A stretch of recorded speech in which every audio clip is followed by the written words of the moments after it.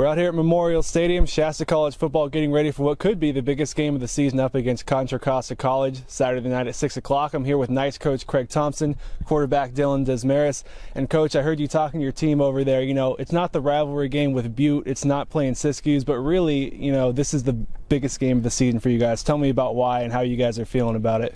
Well, there's multiple reasons why at this point of the year this is our biggest game of the year. It's defending champs are coming up here to our place. Right now we're going into conference and entering this game here as a 1-0 in conference play.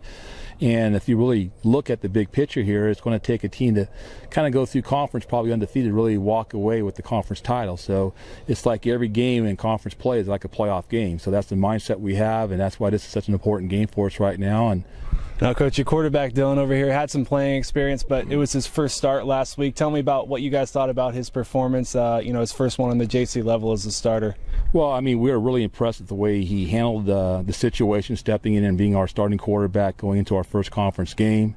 He did an outstanding job of engineering some great drives and hitting some good receivers and getting the ball distributed well throughout the entire offense and keeping everybody involved. You know, Dylan, I'm sure it's been a whirlwind few weeks for you. You know, you go into the game at Feather River, has some success there. You've dealt with the injuries. You got to be a starter last week. You know, tell me about the last month or so for you and what you're looking for from Saturday's game.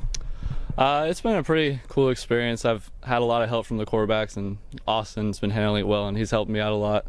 It's helped me out play, and I'd have to credit a lot of my game to him. He's helped me on my reads, and Hamilton's done a good job coaching me up too and getting me ready for the games. And our receivers also make me look really good too, and our line. Yeah. You know, Contra Costa, I know you weren't playing in that game last year really, but as your coach told me, maybe the fastest team you guys might play on your schedule. Tell me about what you've seen on tape from their defense and what you think will be toughest to handle on Saturday. I think just keep our composure. They fly around a lot. They do a lot of weird stuff and get into some weird formations, but I think as long as we just handle our jobs and turn out well for us. Coach, you know, it's a long off season. You guys reinstilled the spring and summer workouts, and it all really boils down to a few key dates, what you do with those 60 minutes of football.